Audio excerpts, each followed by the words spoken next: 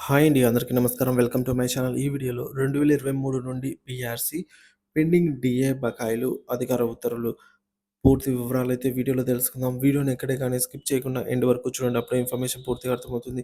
Video చూస్తున్న ప్రతి ఒక్కరు వీడియోకైతే లైక్ చేయండి ఫ్రెండ్స్. ఈ వీడియోని తోటి ఉద్యోగ పెన్షన్ మిత్రులతో అయితే షేర్ చేయండి. కొత్తగా మన ఛానల్ చూస్తున్న వారు సబ్స్క్రైబ్ చేసుకున్నట్లయితే వెంటనే మన ఛానల్‌ని సబ్స్క్రైబ్ చేసుకోండి. దీని ద్వారా నేను చేసే లేటెస్ట్ వీడియోస్ అన్నీ మీ వరకు రీచ్ అవుతాయి.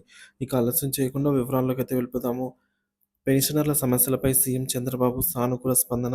ఆంధ్రప్రదేశ్ పెన్షనర్ల సమస్యలు, ఉద్యోగుల బకాయిలు, డీఏ చెల్లింపులు వంటి కీలక అంశాలపై ముఖ్యమంత్రి చంద్రబాబు నాయుడు సానుకూలంగా స్పందించారని ఏపీ ఎన్జీఓ మాజీ అధ్యక్షుడు, ఆల్ ఇండియా పెన్షనర్ల సంఘం జనరల్ సెక్రటరీ పూర్ణచంద్రరావు తెలిపారు.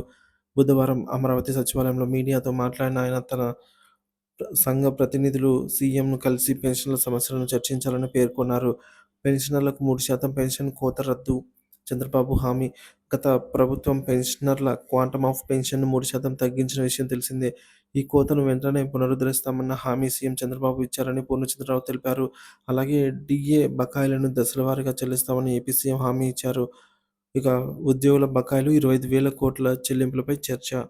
ఉద్యోగ, ఉపాధ్యాయ పెన్షనర్లకు బకాయిగా ఉన్నటువంటి 25,000 కోట్ల రూపాయలకు చెల్లించాల్సినటువంటి బాధ్యత ప్రభుత్వంపై ఉందని ఆయన గుర్తు చేశారు.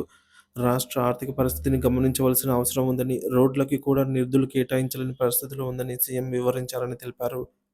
పెన్షనర్ల సంక్షేమానికి ప్రత్యేక నిధి ఏర్పాటు సూచన. పెన్షనర్ల సంక్షేమాన్ని దృష్టిలో ఉంచుకొని ప్రత్యేక నిధి ఏర్పాటు చేయాలని సీఎం చంద్రబాబు గారిని కోరామని పూర్ణచంద్రరావు తెలిపారు. దీనిపై ప్రభుత్వం అంచనా వేసి త్వరలోనే నిర్ణయం తీసుకునే అవకాశం ఉందని వెల్లడించారు. పీఆర్సీ డీఏ చెల్లింపులపై ప్రభుత్వాన్ని హెచ్చరించిన సదానందం గౌడ్. మరి ప్రభుత్వ ప్రధాన కార్యదర్శి సదానంద గౌడ్ గారు మాట్లాడుతూ పీఆర్సీ అమలుపై ప్రభుత్వం నిర్లక్ష్యం వహించకూడదని పేర్కొన్నారు. 2023 నుంచి పెండింగ్‌లో ఉన్నటువంటి పీఆర్సీని వెంటనే అమలు చేయాలని అయితే ఆయన విజ్ఞప్తి చేశారు. డీఏ పెండింగ్‌లో ఉన్నటువంటి 4 విడతలను కూడా మంజూరు చేయాలని ప్రభుత్వాన్ని కోరారు. ఉపాధ్యాయుల సమస్యల పరిష్కారంపై గట్టి పోరాటం.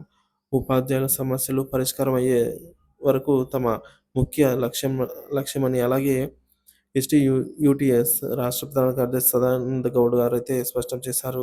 సో, గత 77 ఏళ్లుగా ఉపాధ్యాయుల హక్కుల కోసం పోరాటం కొనసాగుతుందని అయితే తెలిపారు. ఇక ప్రభుత్వ పాఠశాలలకు ఉచిత కరెంట్ అందించేందుకు జీవో విడుదల చేయడాన్ని హర్షిస్తున్నామని పేర్కొన్నారు. ఉపాధ్యాయుల కోసం హెల్త్ కార్డుల మంజూరు.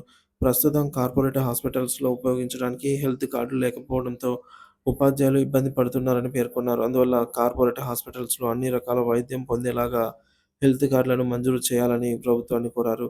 జీవో నంబర్ 317 బాధిత ఉపాధ్యాయుల స్థానికత సమస్య.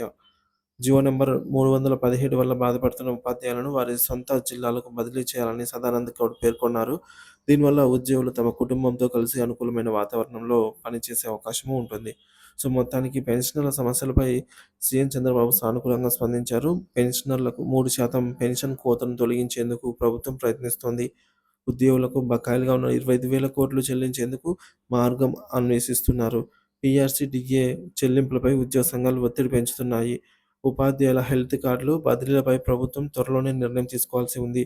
ప్రభుత్వం తన హామీలను ఎంతవరకు అమలు చేస్తుందో మరి వేచి చూడాలి.